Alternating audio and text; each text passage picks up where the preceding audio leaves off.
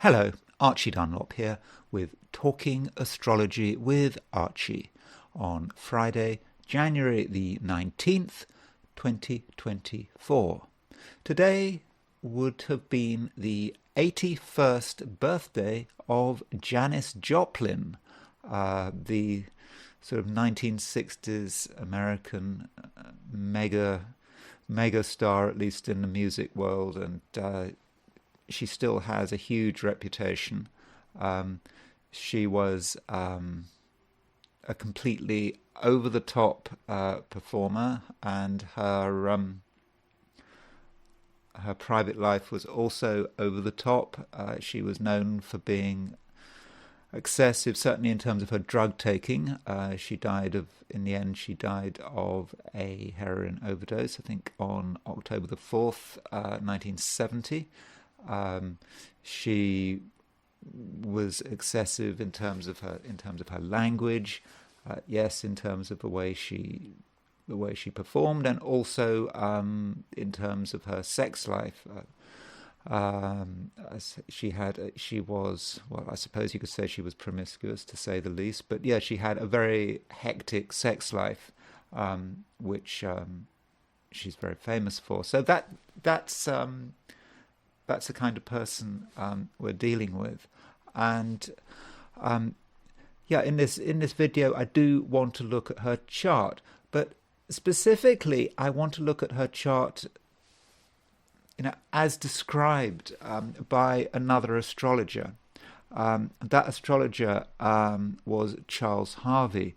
Charles Harvey in the I don't know, in the 60s, 70s, 80s, was certainly 70s and 80s was a major figure in British astrology. He was probably the number one British astrologer. I mean, by astrologer, I mean a serious astrologer, not a star sign astrologer. But he was adored in the astrological community, and yes, highly respected.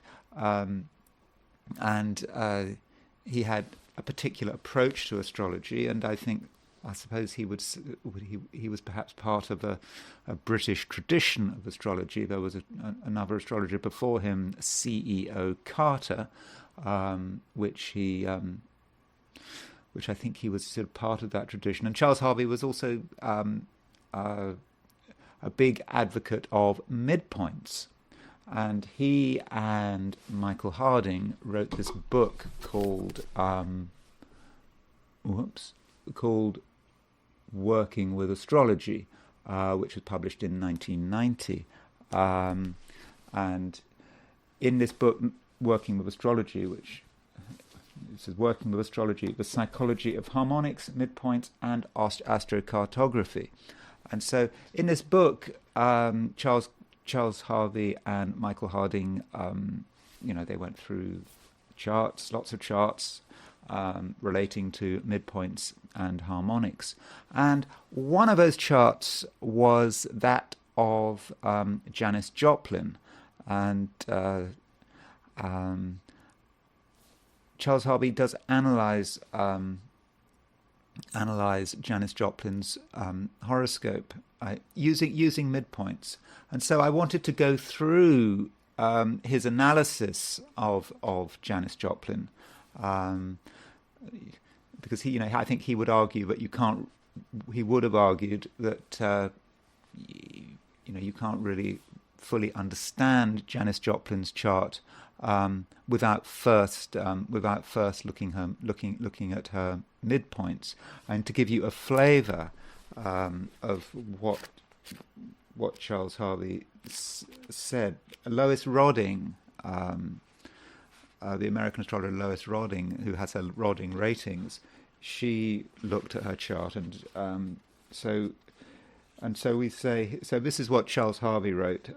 Indeed, Lois Rodding says of this natal chart, which is Janis Joplin, in her Portraits of Women, the chart makes as little sense as did her short life.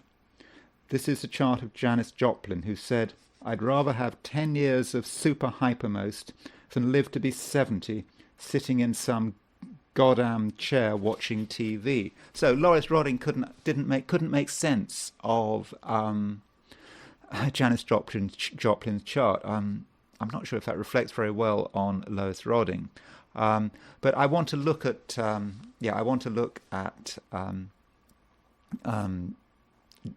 Janis Joplin's chart, and I also want to focus on Charles Harvey's analysis. I mean, I want to go into other areas. I do want to look at Janis Joplin's death on October the 4th, 1970, and see what was going on astrologically.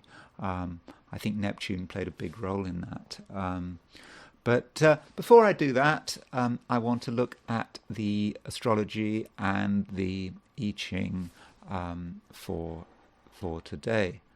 So this is what's going on today. Top right, that is Janis Joplin. And there you can see a midpoint structure, which I will be going into a bit later. And so this is what's happening today, Friday, January the 19th, 2024. And these are the positions of the planets at noon. You'll notice that the moon is still in Taurus, but it is conjunct. It is conjunct Uranus. So we've got a Moon Uranus conjunction today. That does create a bit of excitement. It means that we're going to be quite focused on what we believe. We're going to hold on to what we believe. Emotions could be a little bit explosive, in the sense that we're not going to want to give much ground. We will be quite stuck in our own emotional way of being, and if anyone tries to disrupt that emotional way of being, we might explode. I mean, that is a possibility. Having said that, it's Moon Uranus in Taurus. So if you've got Moon Uranus conjunction in Taurus, okay, Taurus can take quite a bit. Moon Uranus in Taurus, it requires a fair amount of provocation for that explosion to happen. But when that explosion happens, it's going to be really huge. So when dealing with other people, a bit of caution is required. And for our part, try to be tolerant. If we're being annoyed, don't explode. That's probably not the right approach. So that is an important aspect, the Moon Uranus conjunction. We also have an exact Mercury Jupiter trine. Now, we had this trine coming in yesterday. Today it's even closer. So yesterday I did talk about the Mercury Uranus trine, particularly in terms of relationships for many of the signs. So what I was saying yesterday about Mercury Jupiter is in a way even more the case today, except it's not so tied up with the moon. Now, as far as money and relationships are concerned, we do have to be a bit careful, because you can see that Venus is making a square aspect to Neptune. Venus-Neptune squares can be difficult. Venus is about the feeling. It's about emotions, of feelings and relationships, and Neptune can make things confused. People can get the wrong idea. So don't trust your feelings, particularly when other people are concerned. You might think something is the case, but it might not be the case. So when dealing with human emotion, tread carefully. And I suppose that ties in with a Moon Uranus conjunction as well. You don't want to you don't want to overdo it. You might make a miscalculation, make a misunderstanding, and then deal with someone who gets really angry or offended or whatever. Venus, aside from ruling relationships, does rule money. and Venus square Neptune can be about financial mistakes, getting the wrong idea, spending too much money. So when it comes to money, I would urge you to be careful. One other aspect that is perhaps worth mentioning is the 36-degree aspect between the Sun and Saturn. So they're 36 degrees apart. What does that mean? Well, 36 is a tenth of 360. So it's a decile. It's a decile. It's a tenth of the circle, 5 times 2. That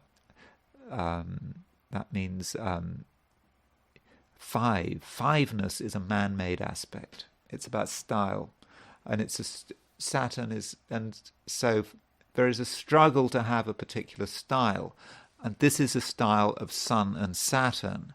A Sun-Saturn style is about trying to be quite restrained, trying very hard to be disciplined and controlled, and I think many of us are going to feel that that's important. Maybe we're going to try to show that we're really together. We've got everything. Yeah, everything's under control. Yeah, no mistakes here. Everything's tidied up. So we might try to give that impression. Other people might try to give that impression. So if you come across someone who really is obsessed with control and discipline and keeping everything tidy, consider the possibility that it's just a style. That's just the way they're trying very hard to be. But who knows? Their actual life might be a complete mess. Okay, so that's the broad picture today astrologically. I am not saying that it's dramatic, although one other thing I should say is what we should be aware of is the Sun and Sun and Pluto. You can see that Pluto is now at 29 degrees 57 minutes Capricorn. Very end of Capricorn. It is about to change sign. It's about to move into Aquarius. And the Sun is at 29.6 Capricorn. Again, the Sun is about to change sign. It's about to go into Aquarius. Now, the Sun-Pluto conjunction happens exactly tomorrow, but it's starting to be quite strong now. Sun, we're beginning to feel it. Sun-Pluto is about feelings of control for some of us. We might feel that we really have to be in control of everything around us. On the other hand, Pluto can work in a different way. Pluto can hide everything it touches. It depends on who you are. And some of us might want to not reveal anything. We might want to keep everything secret. We might be afraid of what happens if we were to tell the world what was really on our mind, if we were to try to move forward in society. I'm not saying that any particular approach is right. If you feel that you need to keep a low profile, keep your head above the parapet, that's fine. It depends on who you are, but don't overdo it. Don't allow yourself to be overwhelmed by Pluto's energy. On the other hand, if you're one of those people who are obsessed with power, again, don't go too far. You do have to think of other people and the world around you. No one really likes a control freak, do they? I don't know. Okay, so that's a picture today. It really does feel as if something's brewing here. I mean, it's as if we're on the sort of brink of something here. Okay, so that's the broad astrological picture today. And what I want to do now is look at the astrology and the astrology and the I Ching. Well, the astrology first for the 12 signs. So I want to do the astrology for each of the 12 signs. So here we go. These are my star sign forecasts for today, which is Friday, January the Friday, January the 15th, sorry, Friday, January the 19th, 2024. Aries, you are in a position where you feel that your security does matter. Yes, you would like to take the initiative. You'd like to show the world who you are, but I think you take the view that it's not really the right time. You kind of feel that if you were to go all out, guns blazing, I don't mean that literally, but if you were to do that, that something bad might happen. And I mean, I think in some respects your fears are unreasonable, but maybe the point is that there are other things to do, like like sorting out your finances, very very simple, making sure that the roots of your existence are all in order. And if you are looking at money, then you should be prepared for a few surprises. Things aren't quite as they seem. I'm not saying that in necessarily a good or a bad sense. If you really look at your finances, you look at bank statements, you write down everything you own, for example, everything coming in, you might be surprised, and because of that surprise, you might have to sort of change your strategy a bit. It's also possible, by the way, that today there is some piece of news, something happens of a financial nature, which certainly gives you pause for thought. Now, as far as other aspects of the material world is concerned, yesterday I said that there was this Mercury-Jupiter trine, which I think affected you materially. That Mercury-Jupiter trine is still very much in operation. So from a career, financial, business perspective, I think it can be another useful day. You will be able to communicate about material things very effectively. It'll be quite clear that you know what you're doing, and you will be surprisingly persistent. Sometimes if people with Sun in Aries have a reputation for being sort of flash in the pan, they can just get really really obsessed about one thing, and then something else catches their interest, and they move somewhere else. Aries, exciting, fast sign. Aries can get bored quite quickly, but today you can really see it through. So if there's something of financial or business interest that you come across, you will be able to see it through, and you will maybe be able to make your point very powerfully. And I think that for example, employers, co-workers, and whatever, will be very appreciative. As far as relationships are concerned, in the Aries chart, Venus has a big role to play, and Venus is square Neptune. This may mean that some of the people around you, close to you, especially when you're dealing with people on a one-to-one level, are in the clouds. They might say things and promise things with absolute sincerity, and you'll accept their promises at face value, but they may not be able to keep their promises.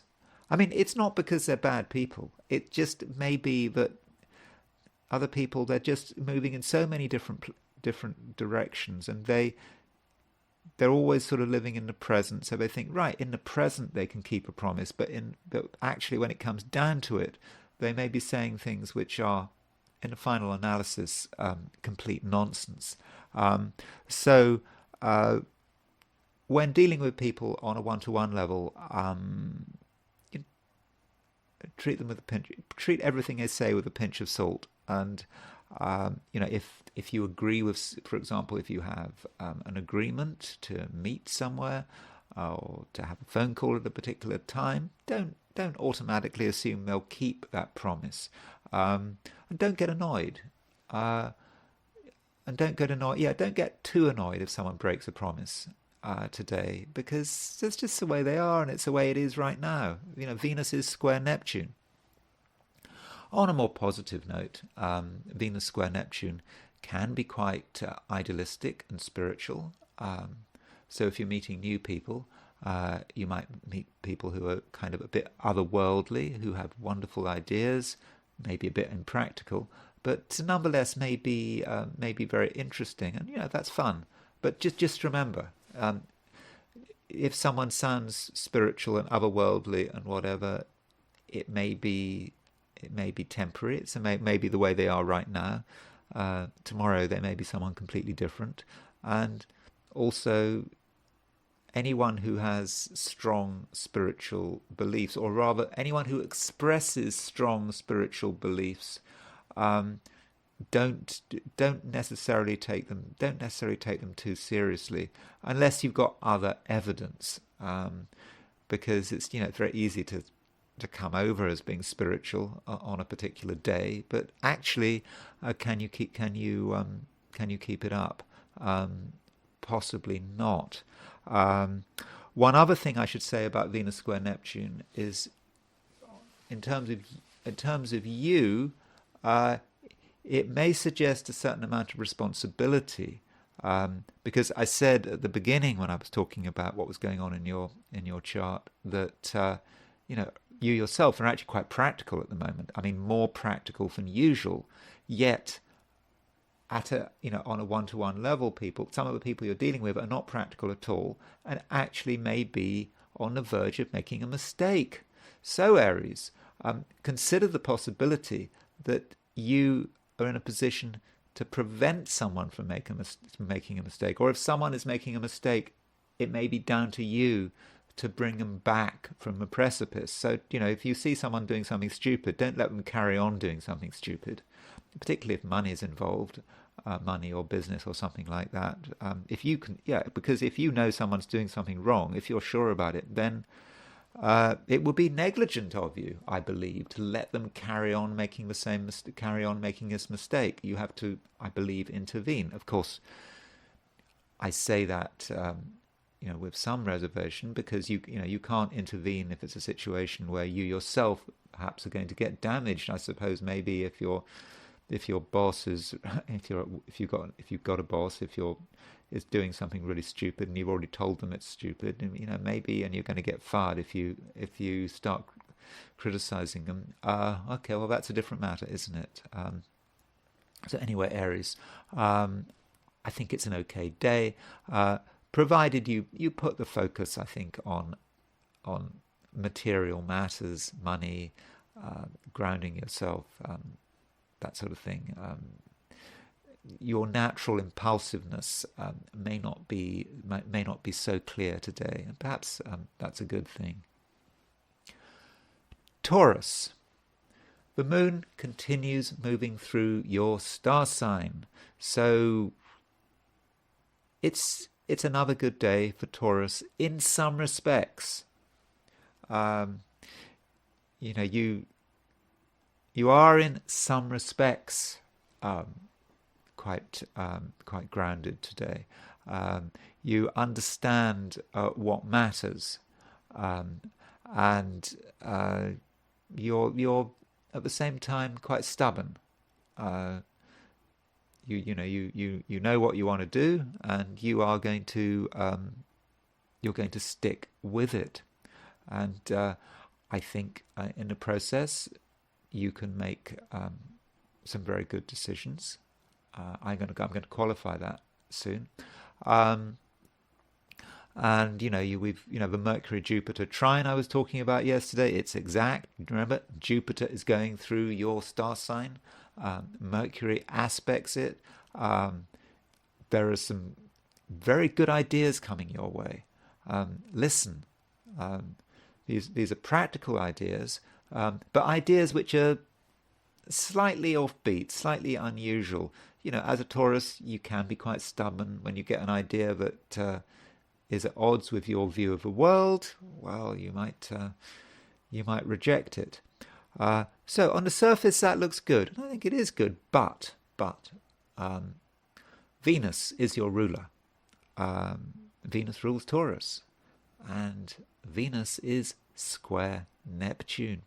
Now, with Venus square Neptune Taurus, there is a danger that you get confused about something. You have this you have this potential for really getting to grips with money, career, all that kind of stuff. Really being able to make your life a lot more stable, but there is this vulnerability. I think it's primarily an emotional vulnerability. You could just get completely confused. I mean, this might be in a situation where you meet someone, you find this person interesting, maybe a friend, and they tell you stuff, and you believe them, and you just get caught up in this, I don't know, in this web of confusion. And all of these advantages that I talked about at the beginning of this section on your chart could come to nothing because you get confused, and that confusion may relate to sort of interpersonal relationships. When you get very close to someone, when the emotions start flying, you just might lose touch with what's going on and end up making mistakes. So Taurus, I would really urge you to consider that, to consider that vulnerability. Probably, I would say to you, Taurus, is avoid emotion today. I mean, I know none of us can avoid emotion, but just remember that right now, emotion is not your strong suit. Your strong suit is everything symbolized by earth, grounding, what you can touch. If you can touch something, you can trust it. If you can feel it, you can't trust it at all. So Taurus, do bear that in mind. Another thing I should say is that the moon, while moving through your star sign, does make a conjunction to Uranus. It could be quite an explosive aspect. It could be quite an sort of innovative aspect. It may be with Moon conjunct Uranus, you can come over as someone who is very original, almost revolutionary, but in a sort of understated way. So if you do something original that comes from you, not from other people, then go for it. Just show the world that you are different, and that is okay.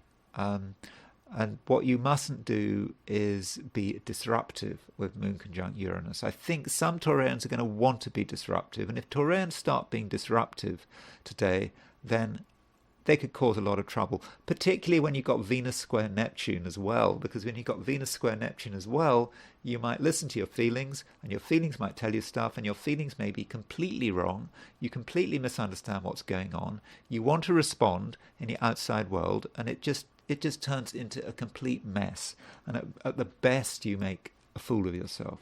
At worst, I suppose I won't say destroy yourself, but at worst, you could cause considerable damage to your reputation and your prospects. So Taurus, keep it simple, keep it very down to earth. Gemini. Well, I think Gemini, it is going to be a good day. I think the reason being is because Mercury, your ruler, is exactly trine Jupiter. So you had that yesterday, Mercury trine Jupiter, but it's happening again today, but it's close, it's exact. So Mercury is your ruling planet. Jupiter is a planet of good luck. So, uh, what have you got to complain about? Okay, you do have to deal with this Mercury Jupiter trine in the right way. Yes, it can be a lucky day. It can be a fortunate day. Um, but how is it going to be a fortunate day? I don't think that you're under any obligation to go sort of out into the world. You don't have to, um, make a big spectacle of things as you move through the world looking for luck. You don't have to do that. Um, you can just do what you normally do. It's actually something quite private. This good fortune, and Jupiter's almost speaking to you today. Uh, but you have to give Jupiter a chance to speak to you. Speak to you. I mean, I don't know how you see Jupiter. Whether Jupiter is um, a fortunate energy. It may be um, part of your, I don't know, if you're into that kind of thing, might be part of your higher self, something whispering something to you, something telling you that something is going to work. And you kind of realize that, in the quietness of your own existence. Um, you don't have to be with other people. In fact, other people will just probably just disturb you, and they'll interfere with the message. Um, but if you listen to that message from Jupiter, you'll you'll have, I think, a sort of a quiet confidence that things really are going your way. But there's no hurry. Uh, you have this quiet confidence, and it may not be, I don't know, for months, or not months in the plural, maybe another month, or certainly a few weeks, before you really have a chance to put things into action. But it is quite private, and I think that if you go out into the world and you try to really push it, and no, that just won't feel right. So you might also, also at the same time, if you're working on something privately, whatever you're doing away from other people, um, that's where the luck is. The luck is not in the bright lights. The bright lights will destroy the luck. The luck is kind of in the shadows, um, if that makes any sense. Now, I'm not saying that you should entirely ignore the outside world. Um, Particularly if you have any position of authority, um, because today there is evidence that Geminis can actually stamp their authority on the world around them. And this is particularly the case if you have any position of authority, whether it's a position of authority in a company, in a family, in your circle of friends. You have the ability to make it clear that you are in control. Um, and yeah, that would also particularly apply if you're working for government, anything like that. You can do it, but there's no need to make a big fuss about it. I believe you only have to say it once. Now, as far as relationships are concerned, you know, Mercury trine Jupiter is should be very good. This aspect, which is exact today, for relationships. I mean, it's logical. I mean, Mercury is your ruling planet. Jupiter is ruler of Sagittarius, your opposite sign. They are in trine. It's a fortunate aspect. That means that you and other people can get on very well.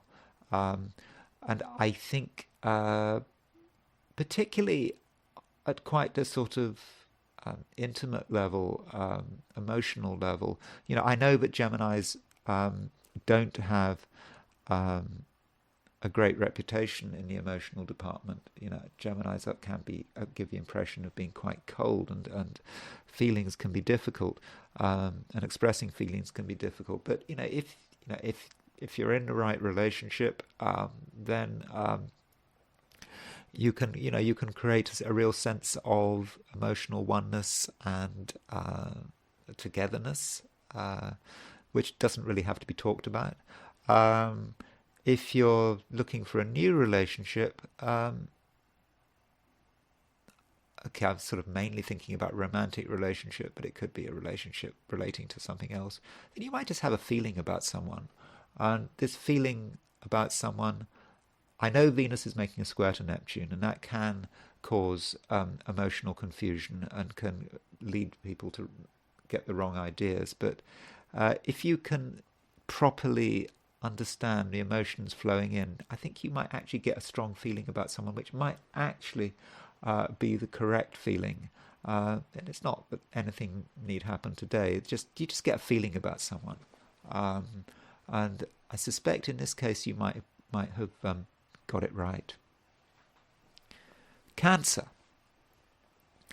You are, in some respects, a bit explosive today. I mean, after all, the moon is your ruler, and it's conjunct Uranus. So moon conjunct Uranus can make Cancerians somewhat hasty, quick to get annoyed. On the other hand, I should point out that moon conjunct Uranus is not exactly an unusual aspect. It does happen every month, so that does temper this. But there may be a certain sense in which you want to shake things up. You just feel that maybe things just aren't quite good enough, and we need some change. People need to change. They've got to stop doing things in the same old way, and you might be the person to do the shaking up. So that's certainly something to consider. But you don't want to go too far. You don't want to go out of control. I'm sure you won't go out of control, but there's you just have to be careful on that score. Elsewhere, from a social perspective, I think you can get on very well with friends, associates. I think there's just a natural connection. Because the moon, moon is in Taurus. It's in the Cancerian chart.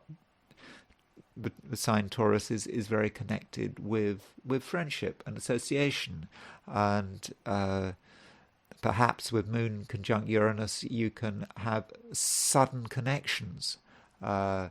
Suddenly you'll meet someone in your social life, and this is a very important meeting,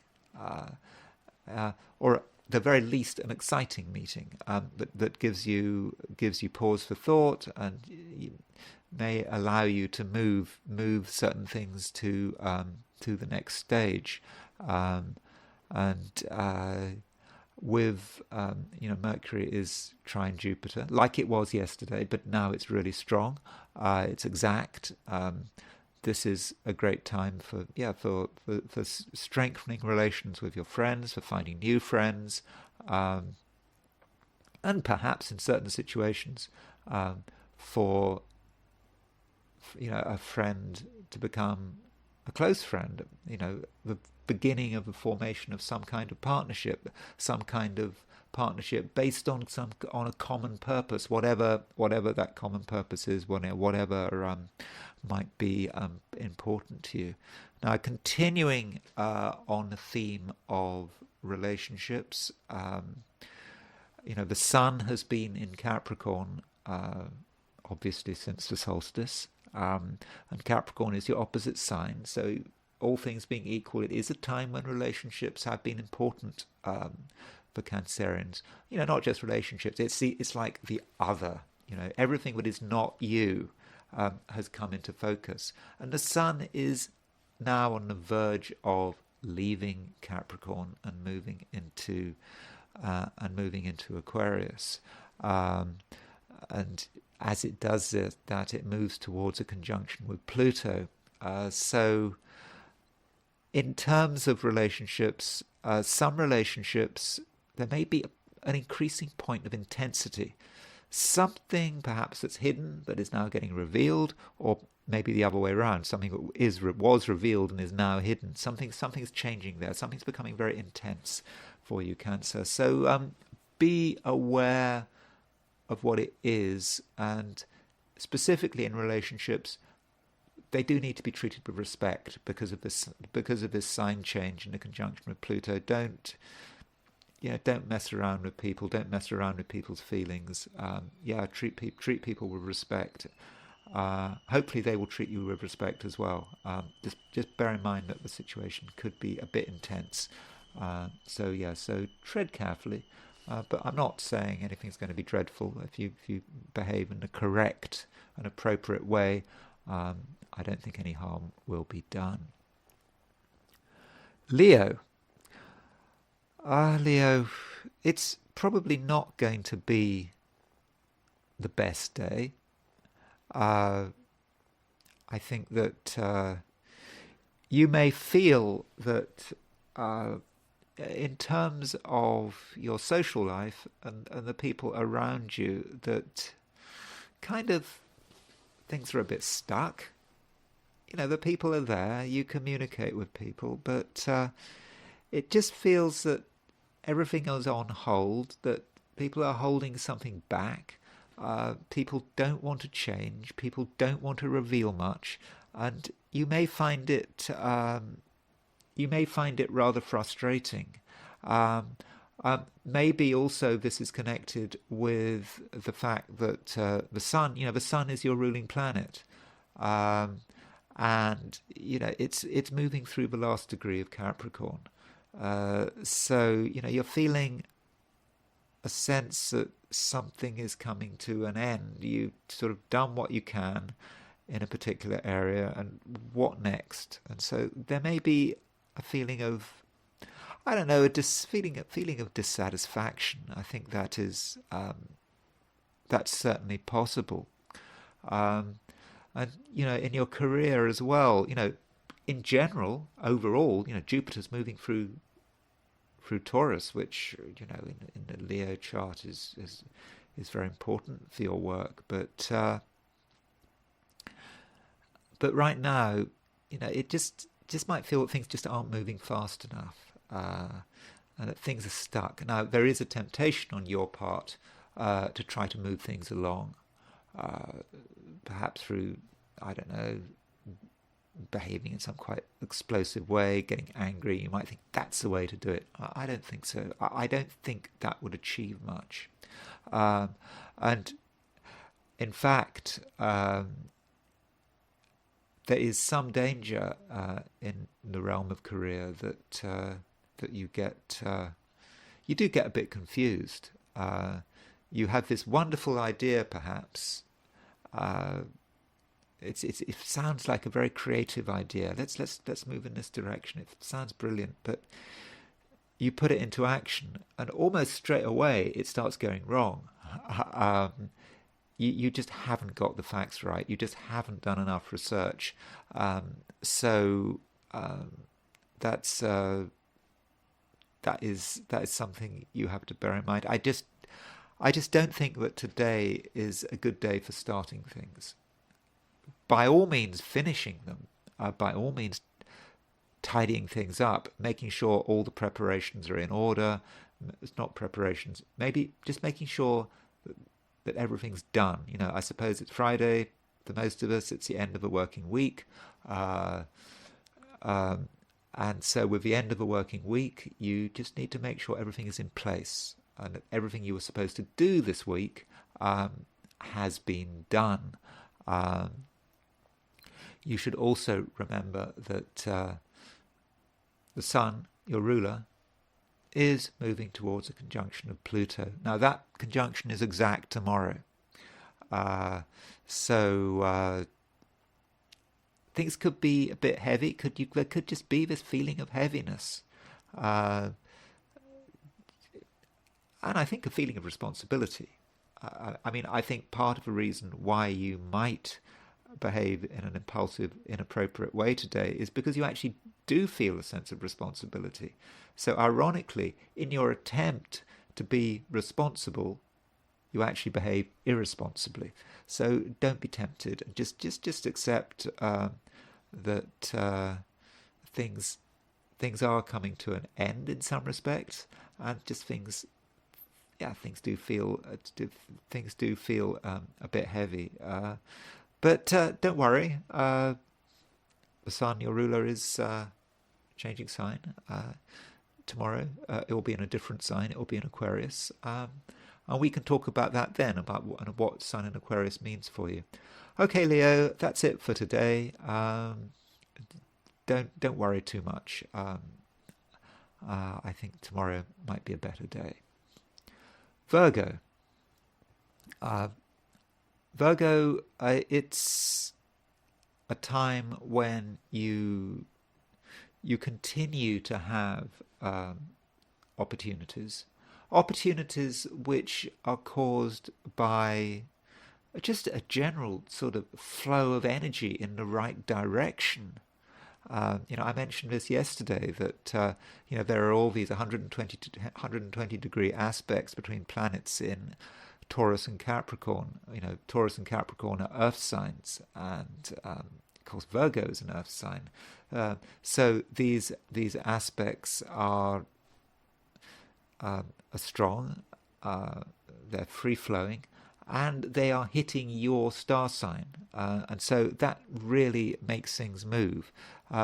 So I don't think there's any need to apply too much energy today. So if there are things you want, you don't have to use a sledgehammer to crack a peanut. Just let things move. Just let things move at their own pace, and I think you'll be pleasantly surprised. With the end result. Now, at the same time, you might have a realization over the course of the day. You have a particular view of the world. You have an understanding of the way things should be going. This understanding, might even have a spiritual nature. And then suddenly you might just, almost for a split second, start to see things in a different way. Suddenly you get a different view, and then perhaps a long-standing opinion might suddenly change. So yeah, be open to the possibility that one or two of your ideas have had their day, and we're moving to a stage where you can actually start to consider you might consider starting to make a change somewhere, and that might be something quite private. It's not going to be anything immediate, but let the change sort of filter through your being, and once you change a view, an opinion, then a lot of other things can change, and I think that it's entirely fortunate. Now, I have said that you can let things run their course. I think that is the case in most, by and large. You don't have to force things. If you want to force things, okay, that's the wrong word, force things. You are someone right now who does have a position of authority. Okay, even if you don't have a position of authority, you can speak authoritatively. You understand. You understand the world. You understand what needs to be done, and you probably only have to say it once. So, by speaking with authority, you can impress. you can impress the world around you, and that's particularly the case at work. So if you're at work, even if you have no authority at all, it's something you can say, something you say which sounds very sensible and very mature. People will listen to you, and it'll be quite clear that you know what you're doing. As far as relationships are concerned, it is a somewhat mixed picture. Now, I think yesterday I mentioned the fact that Mercury is trine Jupiter. In the Virgo chart, Mercury trine Jupiter is about relationships working well. It's simple astrology. Mercury is your ruling planet. Jupiter is ruler of your seventh house. Your seventh house. Jupiter rules Pisces. So, in one sense, relationships can flow well, especially if there's no particular responsibility to those relationships. For example, particularly if they're not sort of domestic, maybe married relationships. They're just relationships that just happen to be. But if you are involved in in a partnership where there are joint responsibilities, that kind of thing, it may be a little more difficult. Reason being is that there is this square aspect between Venus and Neptune. Now, Neptune is moving through Pisces, your opposite sign. Venus is, of course, the natural ruler of relationships. It's making a square to Neptune. So it may be that long-standing relationships have the capacity to undermine your feelings of security. You might feel as if someone is doing something which is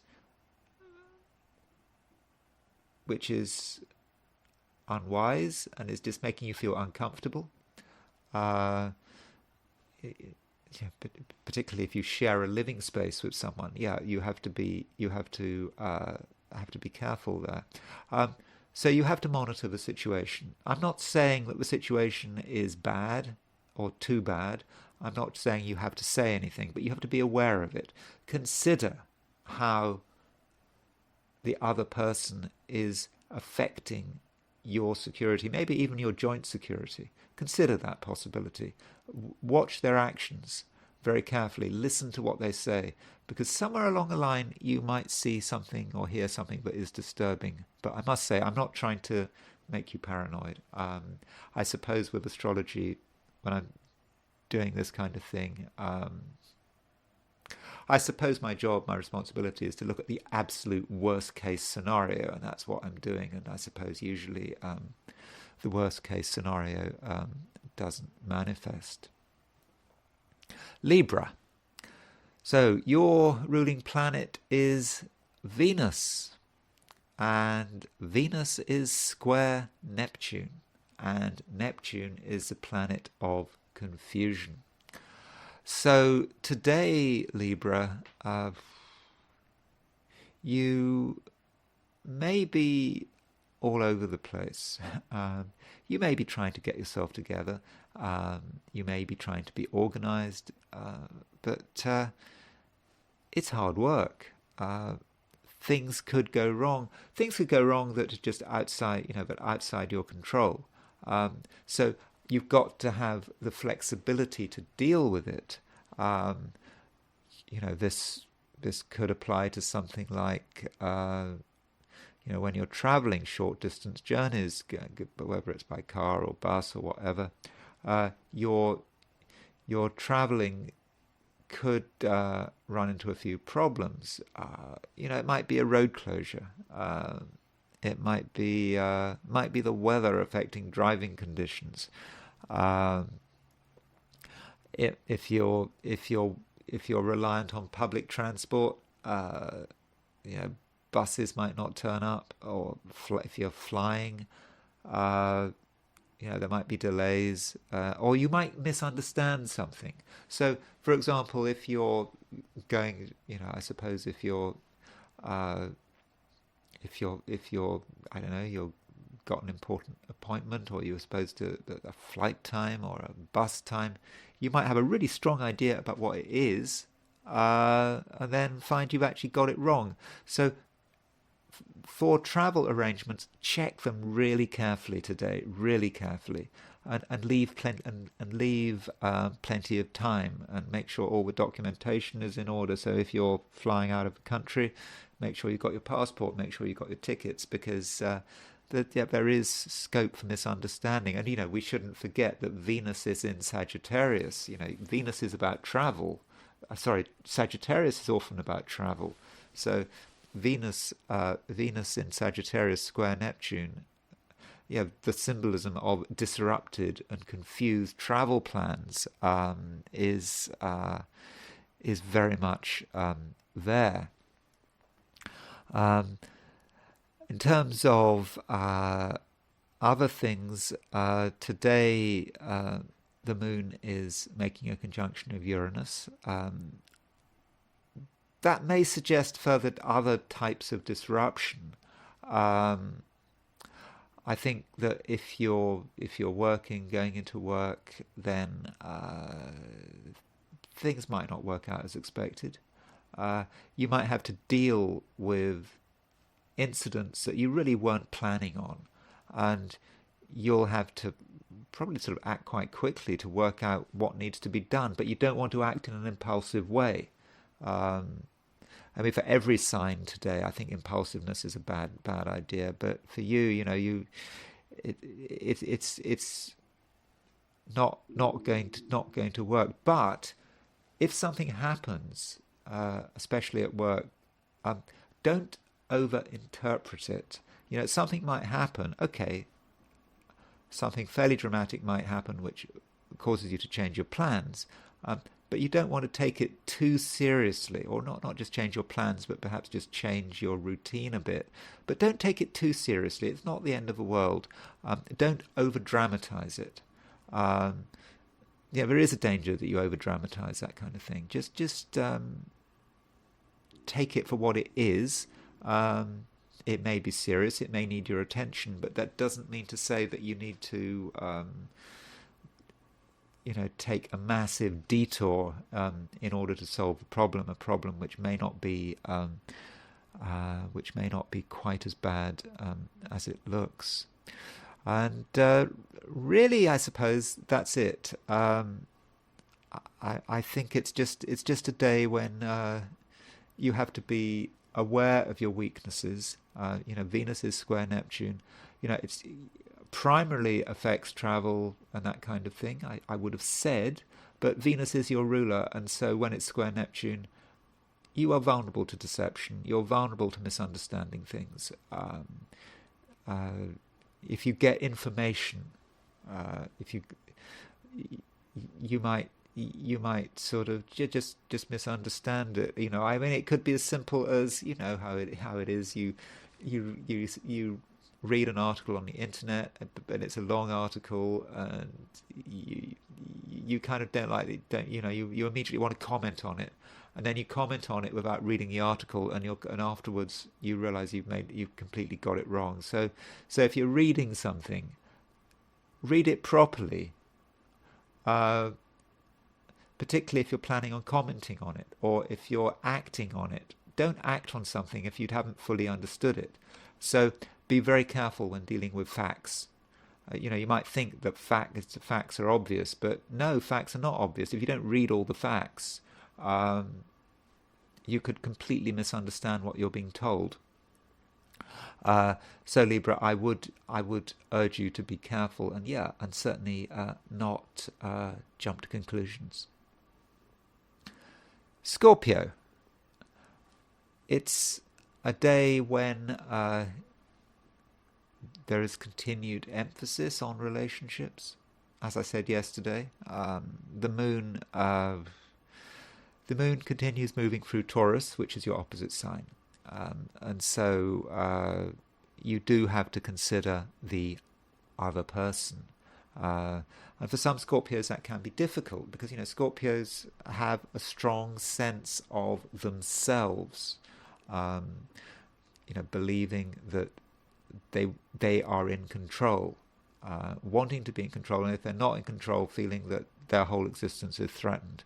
But today, yes, you do have to accept that not just relationships, but outside events do influence you. It's the way it is. It's the way for all of us. Outside events cannot be ignored. But today, right now, it really is. It really is the case, and you need to kind of accept that. And you might find that some of the people around you are not really in the mood for compromise. They are quite hasty. They could jump to conclusions, and they could behave in a fairly impulsive and stupid way. So you have to decide how to deal with that. It may be you take the view you have to accept people's behavior, just accept it. That's the way people are. Of course, if people are doing anything dangerous, that's a different matter. But I think in most cases, it's probably best to just let people do their thing, but not for you.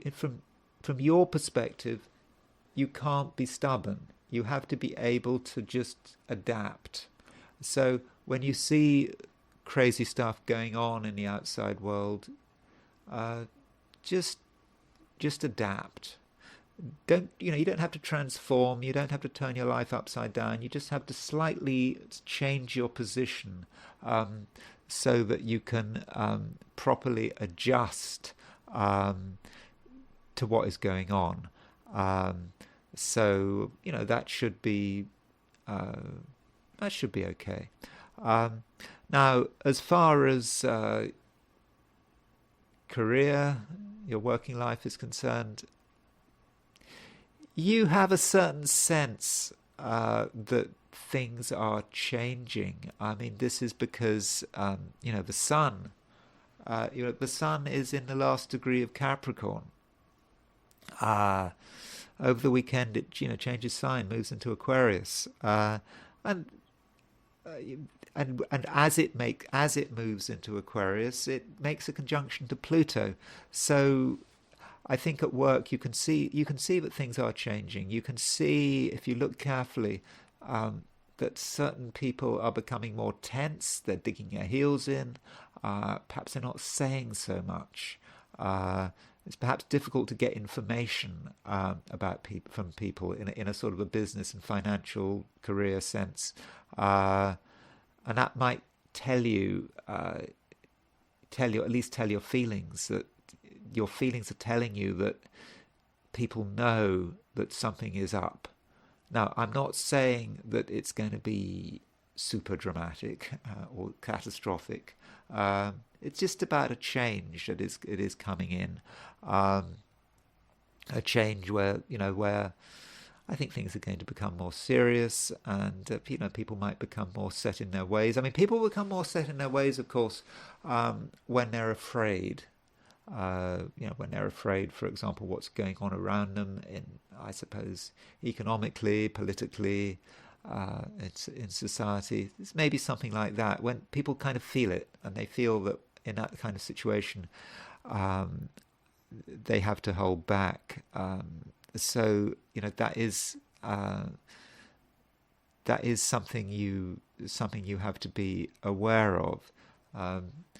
But you are able to discuss the matter with one person. There's one person who kind of understands what's going on. And in fact, you understand what's going on, but it would help to talk to someone. And I think you and someone else can have a good conversation about the way things are changing. And I think you might find that reassuring and also perhaps enlightening. Finally, quick word about relationships. Yes, I've already said that the moon is moving through Taurus, which is your opposite sign. So yes, it is a time when relationships are important for you. But in terms of the specifics of partners, other people you might be in a relationship with, again, for whatever reason, it doesn't have to be romantic. Anyone you have a one-to-one relationship with, maybe today a little flaky and unstable. They may not be as reliable as they have been. And you know, Scorpio, you are someone who doesn't suffer fools gladly, and you may start to think that someone you've been with for a long time, or had some kind of relationship with, you may have to start to doubt whether they're really as sensible as you thought they had, and maybe they'll do something which makes you worry. Sort of perhaps, you know, flaky, unreliable behavior. You know, reliability is very important for a Scorpio, and you don't tolerate people who are unreliable too much. So you have to work out what the situation is about. It probably is just something short term, just some short term unreliability. Give it a couple of days, and the situation should pass. If you find someone is continuing to be a flake into next week, then maybe then you might consider what further action needs to be taken. Sagittarius. It's a day when I don't think a great deal is going to happen. It's, you know, ideally, you know, like yesterday, you will just focus on making sure everything is right. Everything is in the right place. You know, it's the end of a week, at least end of a working week. Have you done everything that you need to do? You know, certain things are a bit chaotic still. So now might be a good time to start to sort things out. Make sure that things really are in the right place. That's not something you probably want to do, but it's something you can do well. You know, particularly as Mercury is now making an exact trine to Jupiter. You know, I talked about this yesterday. You know, Jupiter's your ruling planet. Mercury's the communication planet. It's trine Jupiter. It's Mercury's actually going through Capricorn, so very down to earth, stable, planning's kind of sign. So yes, you can finish the job, and perhaps that's what you need to be working on today: finishing the job. And if you're finishing the job, then you're certainly doing the right thing. And in terms of the way your mind is working and how you can benefit from your mind, Jupiter's your ruling planet, and Jupiter's actually aspecting the Mercury-Saturn midpoint. So the pair Mercury-Saturn, you know, Mercury-Saturn is about serious thought. It's not about talking too much. If you do talk, it's about or serious words, Mercury-Saturn. And then you put Jupiter on the midpoint of Mercury-Saturn, and it's basically about you being able to benefit from serious thought. So go ahead. Think very carefully about what you are doing, why you are doing it. If something doesn't make sense, make it your business to understand what's going on. You're going to be able to cut through the nonsense and discover the truth. Yeah, it might be hard work, but you can do it. You've got the time today. You might not feel you've got the time, but you have got the time. And, you know, in that way, you know, I think you can set yourself up nicely for next week. So really, it's not a typically Sagittarian day.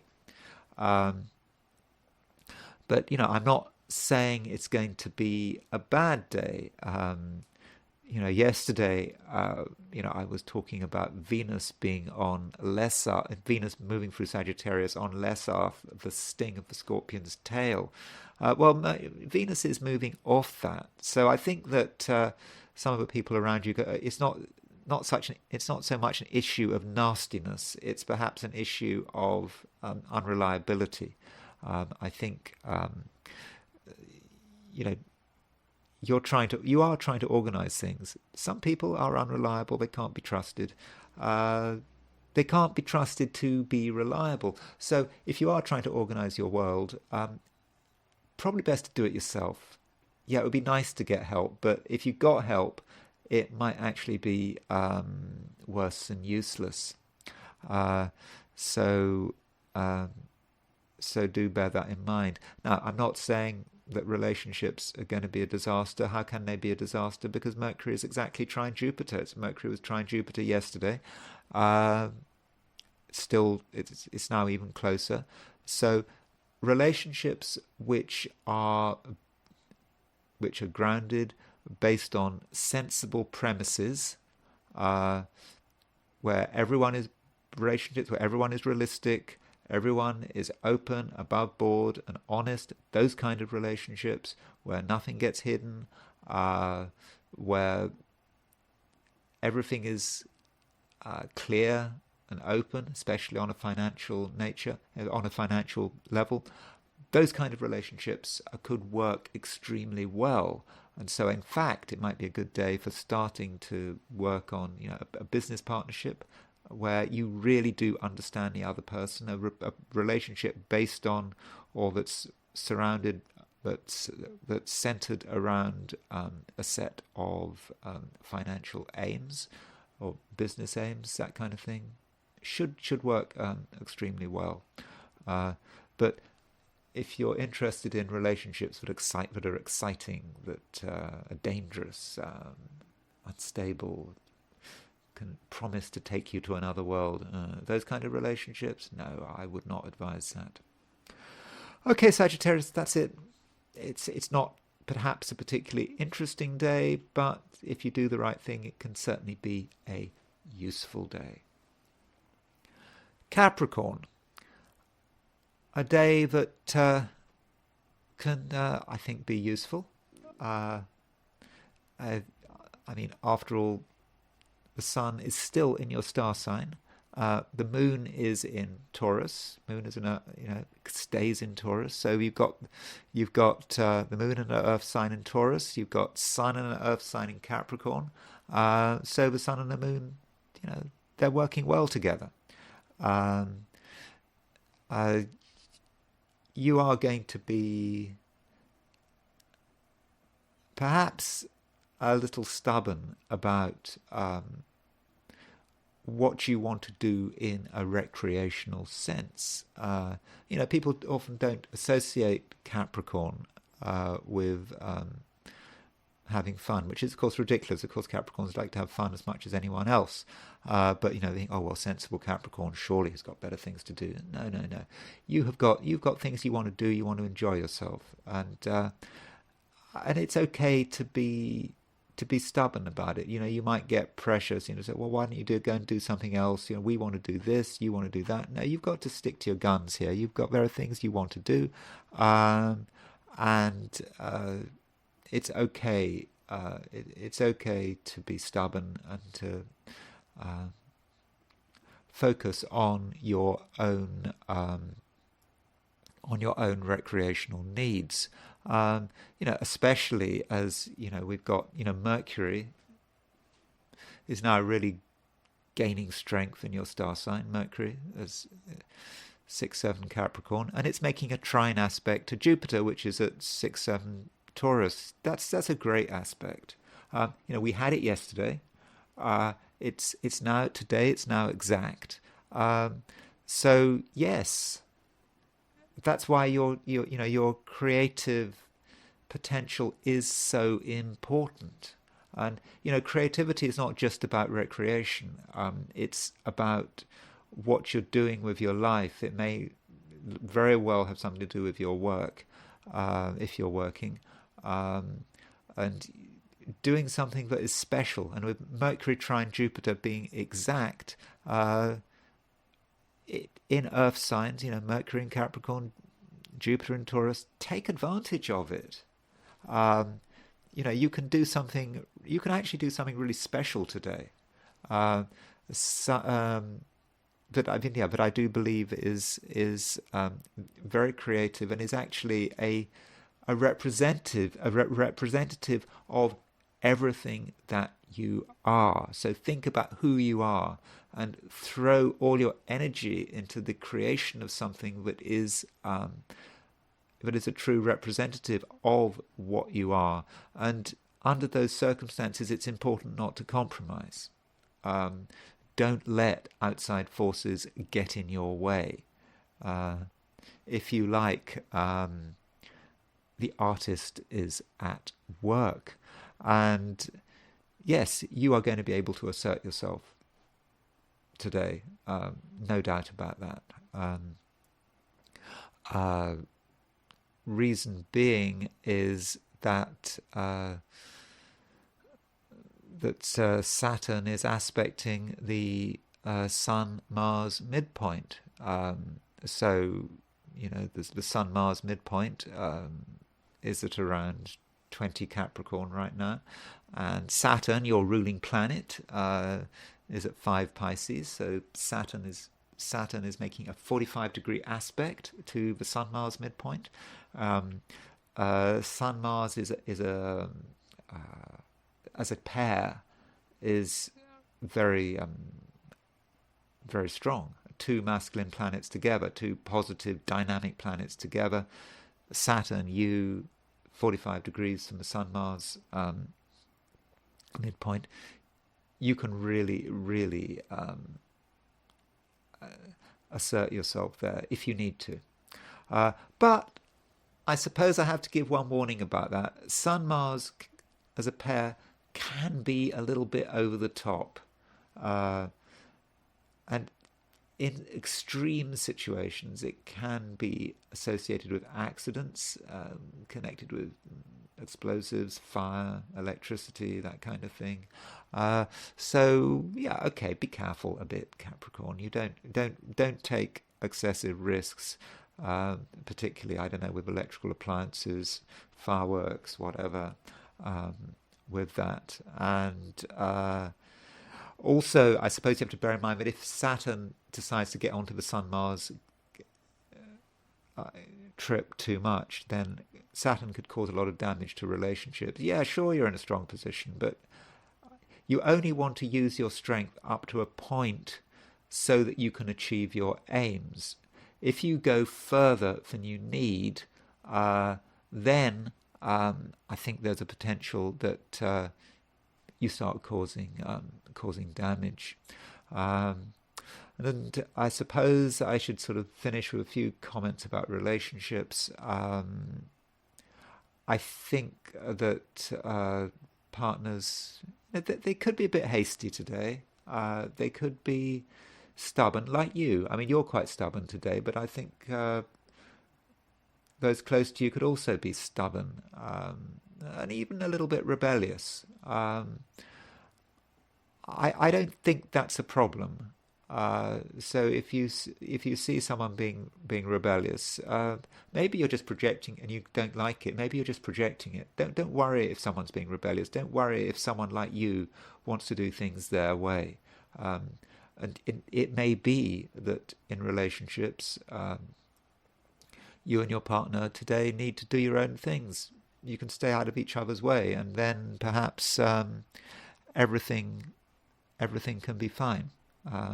So overall, I think it's quite a highly charged day, but I do think you can accomplish a great deal, certainly in terms of manifesting your fundamental creativity. Aquarius.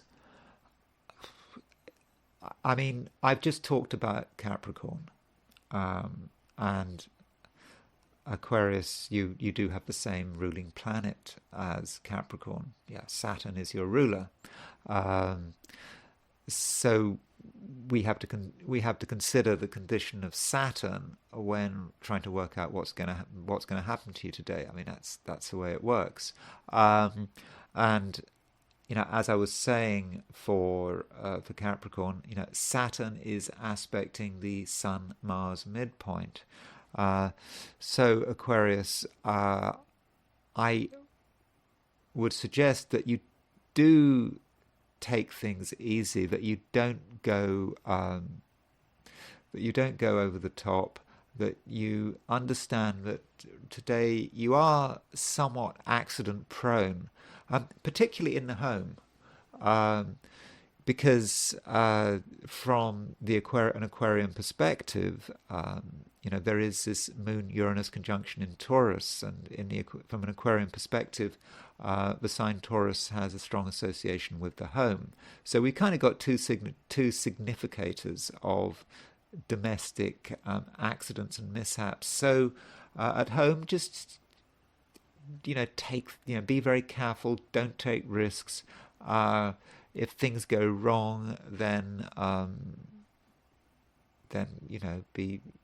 consult an expert, unless you're an expert yourself. Unless you really are an expert. So don't take unnecessary risks. It's just not worth it.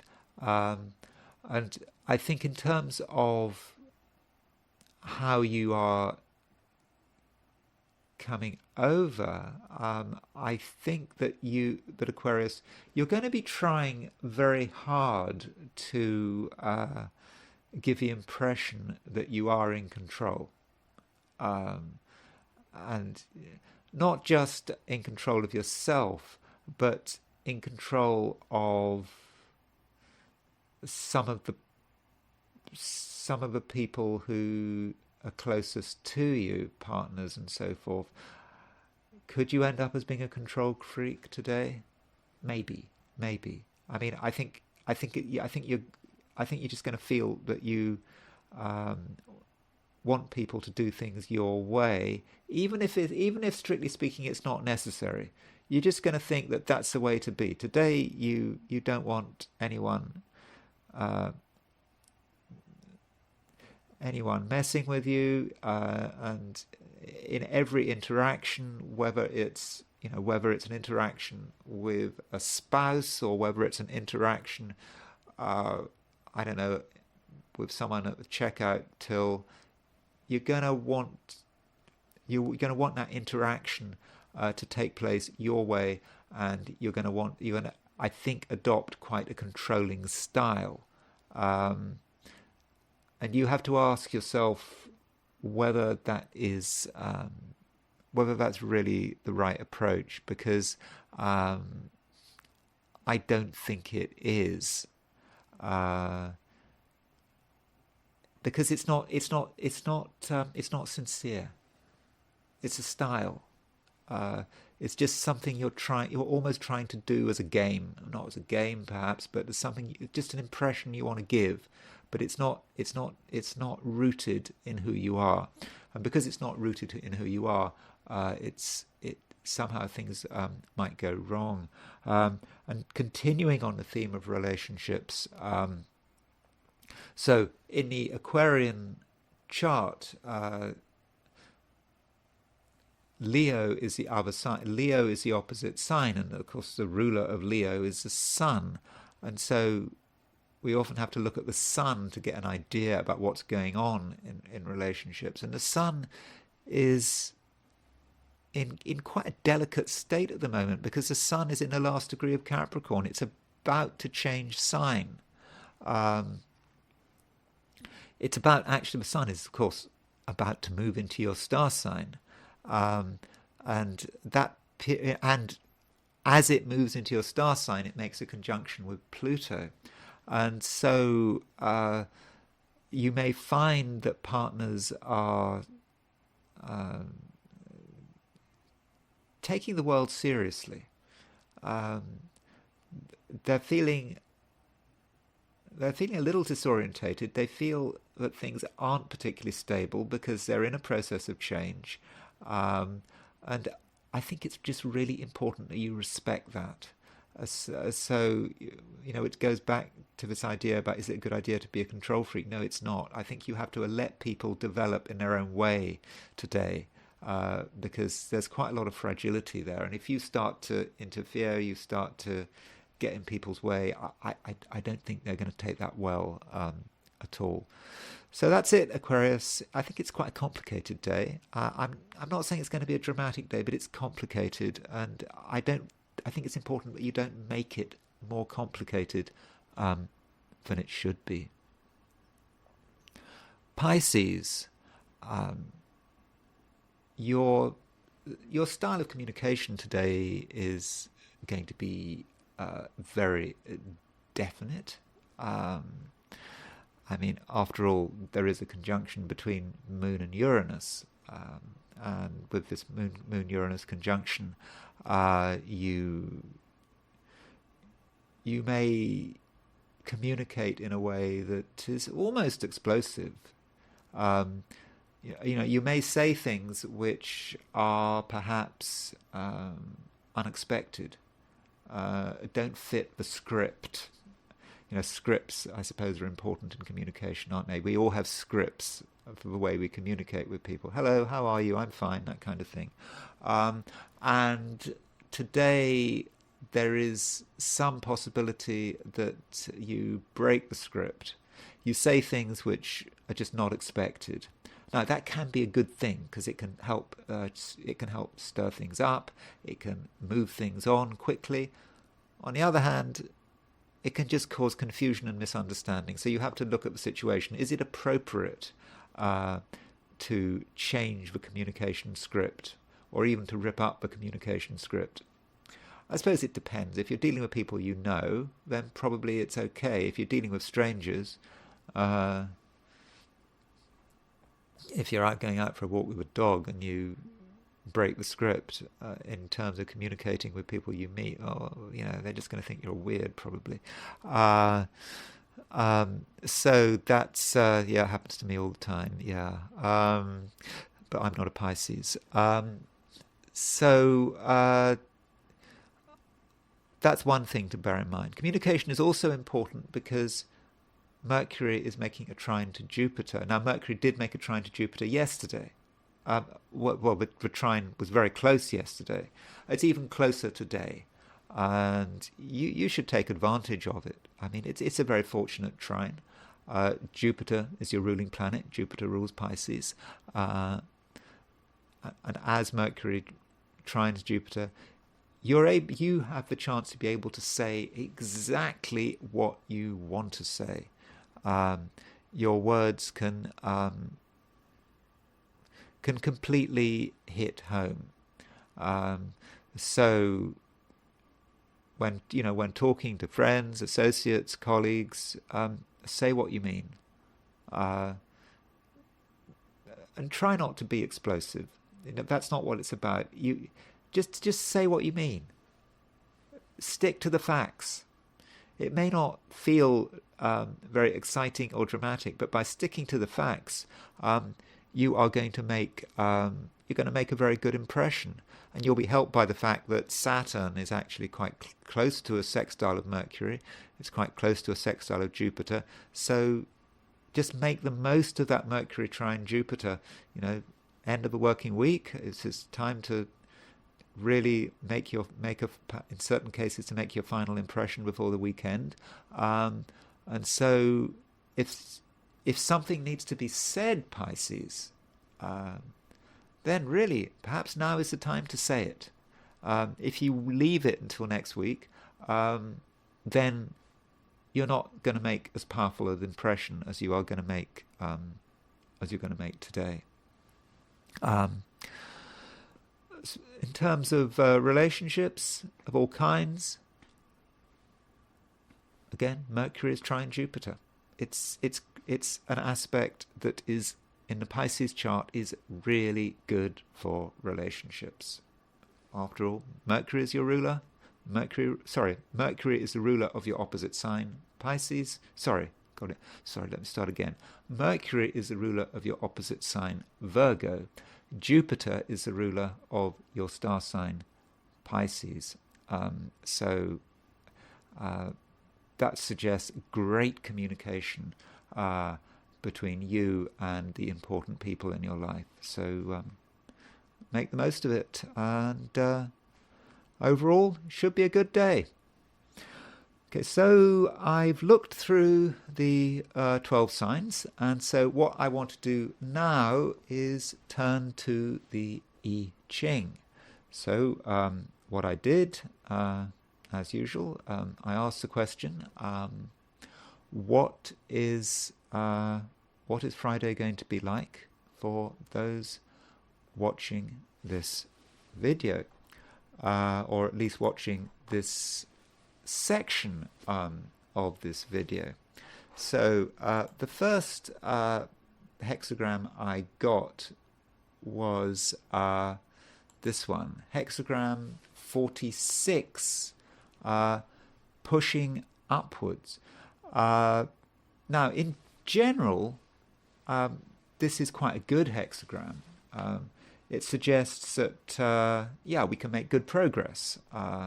We can move forward with our lives. We can make things happen. It's not saying we're going to necessarily reach our destination, but we can certainly make solid progress. But it's going to be a bit uneven today. So when we think about where are you trying to make progress? Where in your life are you trying to make progress? Where are you trying to sort of push upward? Where? And then we get the second line moves. The third line moves. And in the I Ching, when the third line from the bottom moves, very often that third line is not particularly helpful, or at least not particularly fortunate. And the image the I Ching gives, it's rather a nice image. It's almost a cartoon image. Is digging upwards into an empty city. So you can imagine this empty city, and this you start to see Earth moving, and then suddenly up pops you. You've made it. You've got to the city. There's literally pushing upwards. You're underground, moving up, but you move into an empty city. That's a complete waste of time, isn't it? It's like with those, those Second World War prison people are trying to escape out of prison camps. The whole aim is to dig a tunnel out of a prison camp, and then the tunnel emerges out of a perimeter fence, and then hopefully you escape. But of course, the tragedy would be if you dug the tunnel and then you came up in the same prison camp. That would be really tragic. So there is a sense of our first attempts to make progress are essentially a waste of time. We make all this effort, we get to where we want to go, and we find when we actually reach where we want to go, we find there's nothing there. But it's not the end of the world. We have to keep plugging away, and if we try again, then we will actually start to be successful. Eventually, we will be successful, and we're going to start. Suddenly, we'll reach a point where we are making progress, where we have reached somewhere which is worth reaching. But at that point, we do have to be a little careful still, because we can't be complacent. We have to keep moving. We also have to understand, everyone around us. We have to make sure we make the right relationships. We have to be cautious, because our gains could very easily be taken away.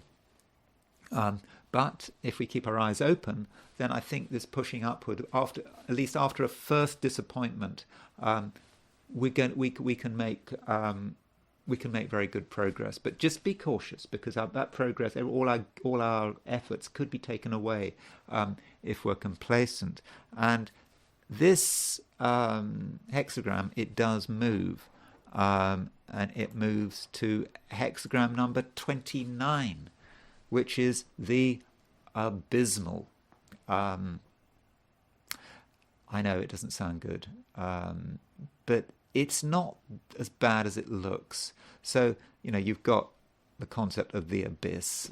Abyss over the abyss. You can see the top 3 hex lines and the bottom 3 lines are repeated. The abyss over the abyss. So what that means is a dangerous situation. We push upwards and we get ourselves into a dangerous situation. And it's certainly a situation where things could go wrong. We could literally, it's about falling in pits, falling in an abyss. We have to tread extremely carefully. But what we have to do here is not force it. I think what the I Ching says is it talks about you let water has its natural flow. Let gravity will just take water in its right direction. And if we follow that natural flow, we don't try too hard to, be creative, come up with our own ideas. No, we have to just follow the natural flow of the water, the natural flow of the cosmos. Follow that, and we're not going to fall in the pits. But if we think we've got our own ideas, if we think we know best, then we might fall. We might be in real trouble. So really, that's how to deal with it, I think.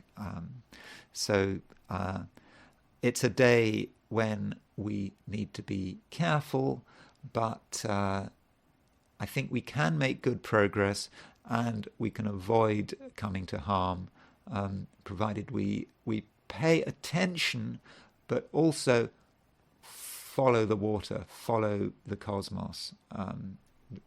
Don't be too much of an individual, because if we're too much of an individual, if we try to be too creative to the point of arrogance, then we could come a cropper. Okay, so that's the I Ching. And so what I want to do now is look at Janis Joplin's horoscope. So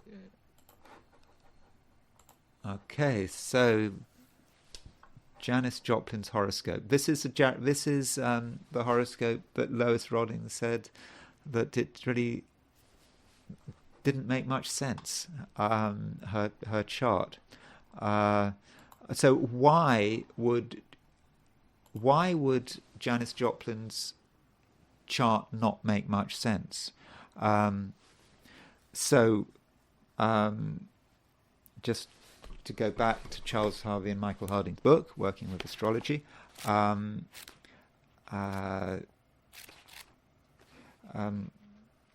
remember, so Lois Roddings, she said, the chart makes as little sense as did her short life.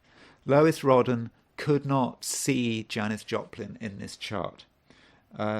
She could not see the fact that Janis Joplin said, I'd rather have 10 years of super hypermost than live to be 70 sitting in some garden chair watching TV. It is a chart of the singer who burnt herself out in 5 years of such a super hypermost of passionate singing, drugs, drink, and a final heroin overdose at the age of 27.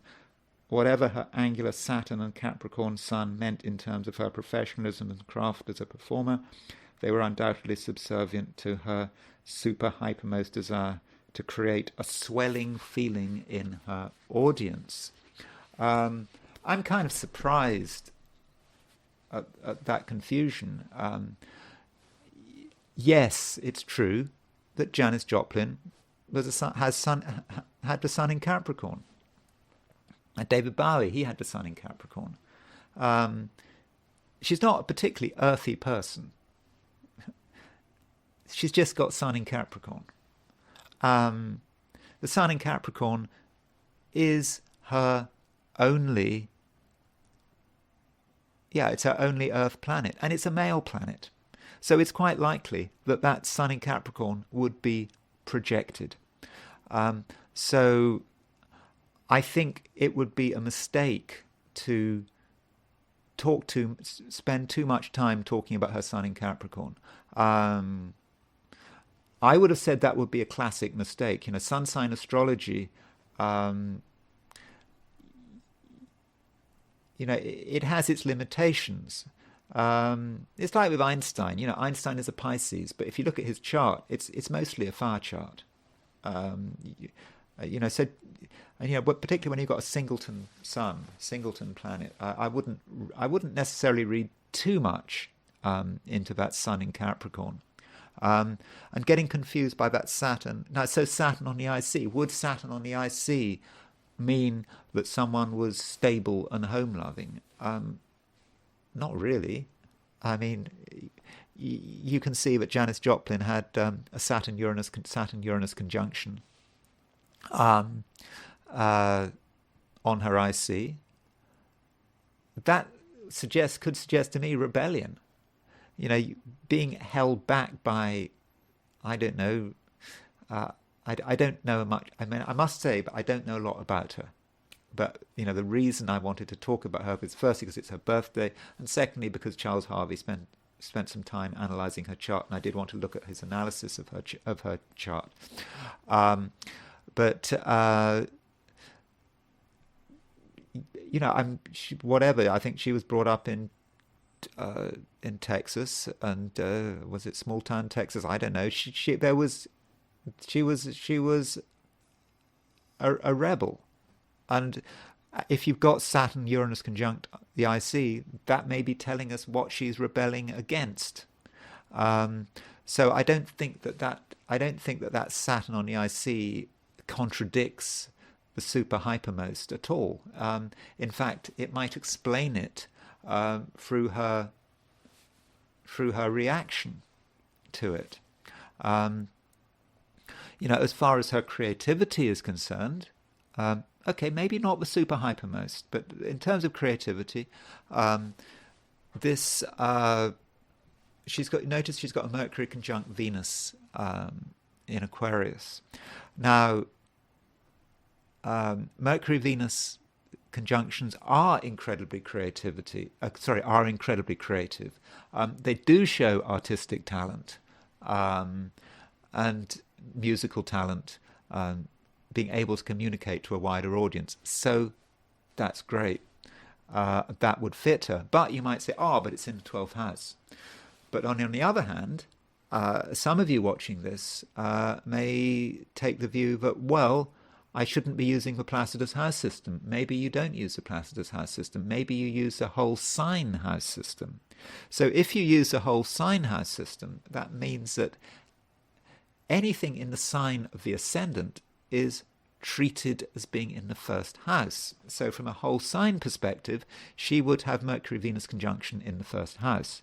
And I would have said that would fit her pretty well. As far as my own views, I use the Placidus house system, but I think over the last few years, I have become more sympathetic to the whole sign house system. I think when one's doing a chart, one should try to use both. But certainly from a whole sign perspective, I mean, her chart seems to suggest a whole sign approach maybe works best for her, certainly in terms of understanding that Mercury-Venus conjunction. But at the same time, you don't want to lose touch with the IC, and she does have Saturn on the IC, and I think that is important. Further, in terms of creativity, she's got the Moon and Jupiter in Cancer in the 5th house. Of course, in the Placidus 5th house, in the whole sign 6th house. So you can see I'm messing around with house systems all over the place. But from a Placidus perspective, having Moon and Jupiter in Cancer in the 5th house is about creativity. So it is about performance. Now, it's a very wide conjunction. 11 degrees, that's a bit too wide, but I suppose you could say they are in the same house, same sign. Moon is in its own sign it rules Cancer. Jupiter is exalted in Cancer. So I don't know. I mean, that sort of makes sense. I think we can certainly from that chart we can see a woman who is incredibly creative. As far as the disruptive, super hypermost thing, the fact that you're dealing with someone who was killed by heroin, killed by 5 years of excess, how easy is that to see?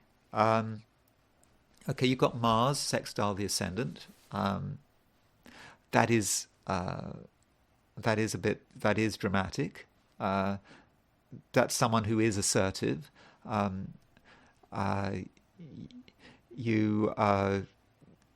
yes, you've got the Saturn on the IC, which perhaps explains it. So I mean, so we go back to what Lois Rodin said about this chart not making sense, and how Charles Harvey dealt with the issue. I'm afraid Charles Harvey, he died relatively young. He died at the age of 59 in February 2000. Obviously, he died far too young, but I'm afraid he's been dead for 24 years. One thing about Charles Harvey, just a quick look at Charles Harvey's horoscope. He was born June the 22nd, 1940. And it's interesting that today, pretty much today, he's got, even though he's been dead for 24 years, you see he's got the moon in, well, we don't actually know what, I'm not sure if we really know what sign Charles Harvey's moon was in. I wouldn't be surprised if his moon was in Capricorn. I think it's so close. But anyway, he's got Pluto on his moon today, or over the next, we don't know precise today, tomorrow. He's got Pluto conjunct his moon, and he's got Jupiter conjunct his midheaven. So I don't know. Perhaps we can live out his transit by talking about his analysis of Janis Joplin, and so as far as what he said about Janis Joplin's midpoints, so he wrote this in the chapter he wrote this description of Janis Joplin's chart is called Chapter 4, The Inner Marriage, the Sun-Moon Midpoint. So Charles Harvey's thesis was that if you've got a planet on the Sun-Moon midpoint, it becomes central to who you are. And so he would say, yes, if you might have Saturn on the IC, and it might suggest that, you might be more sort of reserved and whatever, but Jupiter on the Sun-Moon midpoint would trump that. So here's what he says. So he says, whatever her angular Saturn, and let's just go back to her chart. He says, whatever her angular Saturn and Capricorn Sun meant in terms of her professionalism and craft as a performer, they were undoubtedly subservient to her super hypermost desire to create a swelling feeling in her audience, so descriptive of Jupiter in Cancer in the 5th house. Okay, we said that. But then he says, but in addition to this, Jupiter is in fact square the Sun-Moon midpoint with an orb of only 21 minutes. And we can see this by the fact that he's got the Sun-Moon. There's the Sun, there's the Moon, and the Sun-Moon midpoint is the Sun-Moon midpoint is at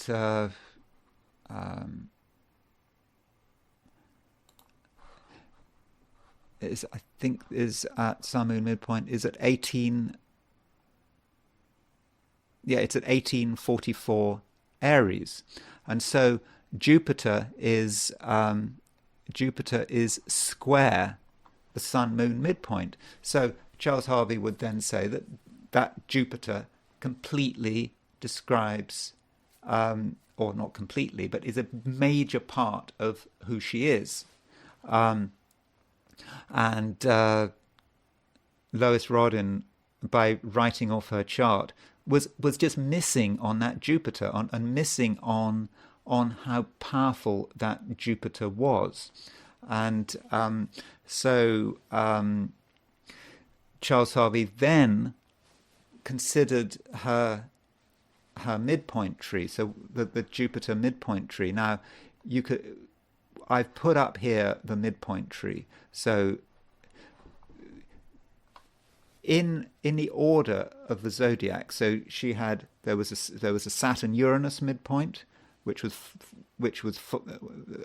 followed by the Sun Moon midpoint. Let's not worry about the hypothetical planets, the Zeus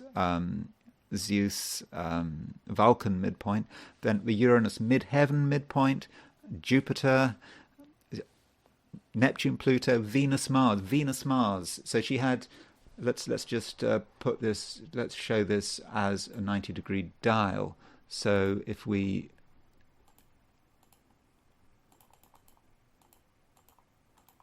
so there's Jupiter. You can see the symmetry there. So there's the sun, there's the moon. Remember, we're putting all the planets on a 90-degree dial, so we can pick up all the squares and the conjunctions and the oppositions all become one. And then the semi-squares and sesquiquadrates become oppositions, and so forth. But you can see her Jupiter is on the Sun-Moon midpoint. And her Jupiter is also on the Venus-Mars midpoint. And it's also on the Uranus midheaven midpoint. I think the Jupiter on the Venus-Mars midpoint does give incredible charisma. It does give sex appeal. It does emphasize her sexuality. So the fact that she had numerous sexual relationships, I mean, she boasted. I mean, she boasted, talking about hundreds, even thousands. I think she boasted. She really boasted about that. And so she's got Jupiter on the Venus-Mars midpoint. So that kind of makes sense. And going back to what to how Charles Harvey sees midpoints, and what he said was he actually sees midpoints as being part of a story. So looking at what he said, Jupiter square the Sun Moon midpoint with an orb of only 21 minutes. This indicates, as he says, that the Jupiter principle will be at the very heart of this person's life and be the principle around which their life will revolve. And so he then suggests that translating this into a story, so we could say of Sun Moon equals Jupiter, I center myself, body and soul and spirit around the expansion of my abundant feelings. And Jupiter on Uranus midheaven midpoint, I aspire to expand my power to assert myself in the world as an individual, and to do so with immense optimism and the power to succeed. I mean, that's what he said. So this is the idea that midpoints are a story, are a sequence, and that maybe you can even understand someone's life by going through the midpoints. So,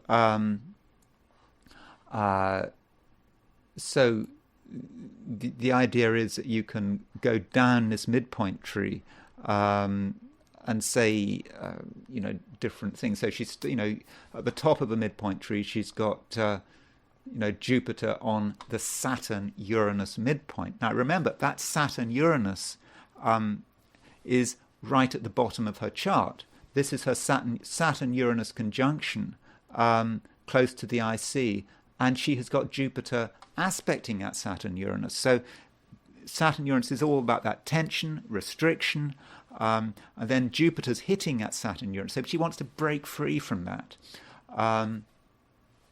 Perhaps as a child, as a teenager, she wants to get away from home, get away from the bullying at school. I think she was bullied a lot at school, just to be able to break free from it all. So that's perhaps the first part of the story. And then you have the Sun Moon, Jupiter on the Sun Moon midpoint, which would be just her, just being Jupiter on the Sun Moon is the key thing. That's who she is. And then you can see it further develop. You move from the Sun Moon to the Uranus midheaven midpoint. That's her actually showing the world who she is and showing the world how completely original she is. Then you move down to the Neptune-Pluto midpoint, Jupiter on a Neptune-Pluto midpoint. There's some kind of weird transpersonal energy. There she is. Jupiter, we're building it whole thing up. She's performing. She's exceptional. She's getting attention. She's on the Dick Cavett show. If you go to the YouTube and look at her videos on Dick Cavett, that's quite interesting. The chemistry between Janis Joplin and Dick Cavett. I mean, if you don't know, Dick Cavett was a talk show host. He's still alive, but he was really important, really mega in the 60s and 70s. So then Neptune-Pluto, that's the whole 60s chaos. That's how she experienced it, all the transpersonal energy, and that was the Geist she was living in. Then the Venus-Mars, Jupiter on the Venus-Mars, then that's the promiscuity that she boasted about. I think sort of bisexual promiscuity that she that was important part of it. Then we can see towards the end, at the bottom of this tree, we can see things start to go wrong. From Venus-Mars, we get to the Jupiter-Hades midpoint. Now, the interesting thing that Charles Harvey was a follower of I don't say a follower.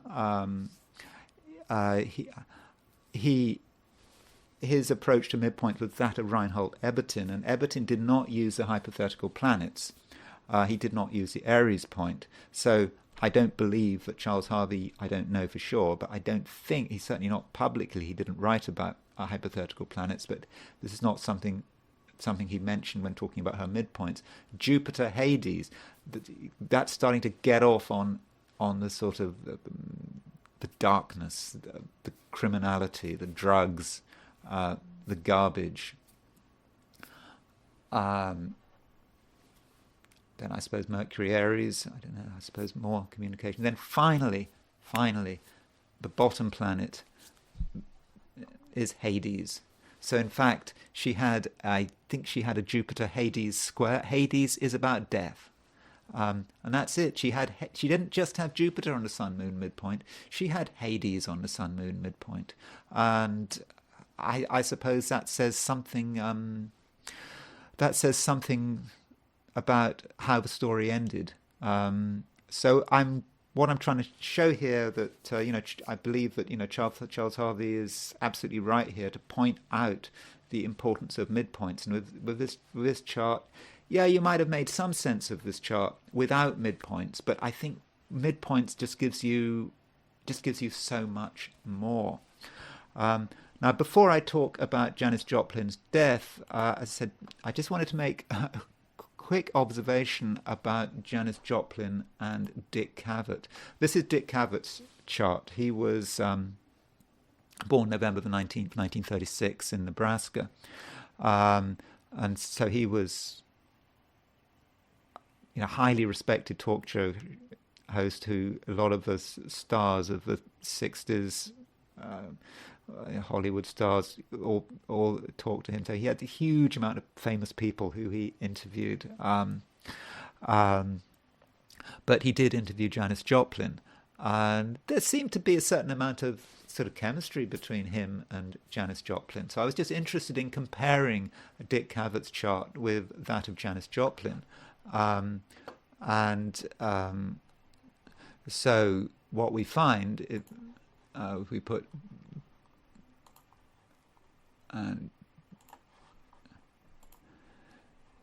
there's Dick Cavett's moon at 2825 Capricorn. And Janis Joplin had her sun at 2840 Capricorn. So there was an exact sun-moon connection between Dick Cavett and Janis Joplin. And I think just look at the YouTube video. I don't know what you think, but I thought that that seemed to really show. And of course, Dick Cavett was born of a Moon-Pluto opposition, so maybe I don't know quite how that's working, but so that's sort of a world in which he was living. And so Janis Joplin's sun was exactly triggering Dick Cavett's Moon-Pluto opposition. I think Janis Joplin was interviewed by Dick Cavett on his show 3 times. I think. I'm not sure. Okay, so now I want to consider Janis Joplin's death. So just looking at her chart, the thing I find interesting is Neptune, because we haven't really heard much about Neptune. It doesn't really figure, but it's close to the 8th house cusp, so you could say, oh, well, Neptune in the 8th, death through drugs. But the question is, when does Neptune reach the descendant? How soon after she was born does Neptune get there? So if I look at if I want to know, so Neptune's set at 11:33 p.m. So Janis Joplin was born at 9:45 a.m. and Neptune set just under 2 hours later. And so how many degrees did the Earth have to turn to put Neptune on the 7th house cusp? Answer, 27 degrees. Of course, 27 is the magic number, isn't it? Jimi Hendrix died at 27, Jim Morrison died at 27. And of course, Janis Joplin died at 27. I won't say magic, doesn't sound right. The fateful number for 60s rock stars. 27 was a difficult age. So maybe that Neptune on the 7th had something to do with her. When you've got a planet directed onto the 7th, that can be difficult, and it can be fatal in certain situations. So certainly 27, the age of 27 is going to be difficult. I believe the exact time it happened was the spring of 1970, but if you work it out symbolically, astrologically, Neptune came to the 7th, I believe, in the early beginning of 1970. But Janis Joplin actually died on April the 4th, 1970. Okay, so we can see that. So let's look at Janis Joplin's solar arc directions. So in terms of solar arc directions, so Janis Joplin's solar arc directed sun was at 2846 Aquarius. In other words, it had just crossed her ascendant. So the ascendant is coming up again. Okay, it would have happened, this is the solar arc direction for when she died, October the 4th. Okay, it would have happened a year earlier. But we're getting an idea that somehow 1969, 1970 is looking a bit dangerous for her. So you could ask why the sun is causing. Well, the sun is perhaps just a trigger. Normally, having sun, okay, if you've got directed sun on your ascendant, normally this would be a really good thing. Although we should notice that she's got South Node on her ascendant, which isn't quite so helpful. But I haven't gone into the South Node on the ascendant, haven't really had time to do that. But so the sun is kind of in a kind of a quite dangerous place, even though the sun on her ascendant might have been quite good for her career. That would have been exact sort of October 1969. would have helped give her prominence, but it might also, the same thing that give her prominence might have triggered that primary Neptune on her seventh house cusp. So we've got something going on with the ascendant there. Then we have her solar return for 1970. Now, her solar return for 1970, I would have said was quite difficult. And her ascendant is attacked in here. You can see that she has got Mars very close to the descendant, relatively close to the descendant in her solar return. Also, this Mars is opposition Pluto. So you've got Mars opposition Pluto across her ascendant, and you've got the Moon. The Moon might be on the midheaven, maybe good for career perhaps, but the Moon is applying to a square of Mars, so the danger is still there. It's applying, and so you look at lunar aspects in the solar return; they can be important. So I think solar return does indicate a dangerous year. And finally, there's a horoscope for when she died. She died on the evening of October the 4th. I don't know when. I went for 9 p.m. And I think it was in a motel room close to around in the Los Angeles area, I think. So this is the chart for her death. I'd gone for 9 p.m. October the 4th, 1970. And so what was actually happening when she died? So Neptune was at 2856 Scorpio. So Neptune was actually square her ascendant. I mean, not exactly, but of course we don't know exactly when her ascendant was. We have a time of 9:45 for Janis Joplin. So I suppose the ascendant could have been later, it could have been earlier, but Neptune was roughly square her ascendant. So I mean, I think we've got a sort of a broad idea that this might have been an approximate time when she might have been at risk. Now, there's another thing about this chart for when she died, is that Venus was opposition. If we look at this, what's going on here, you can see that Venus is kind of in a wide conjunction to Neptune, but we've got the Venus-Neptune midpoint is, although Neptune has passed her ascendant, the transiting Venus-Neptune midpoint is actually exactly on her ascendant. And so that might, in a sense, be triggering the primary Neptune, and the primary directed Neptune coming down onto her descendant, plus solar arc directed Sun on her ascendant, and then the Venus-Neptune midpoint was square her ascendant. And it's worth noting that Venus was exactly opposition Saturn when she died. Pretty close. It was applying to the opposition of Saturn. And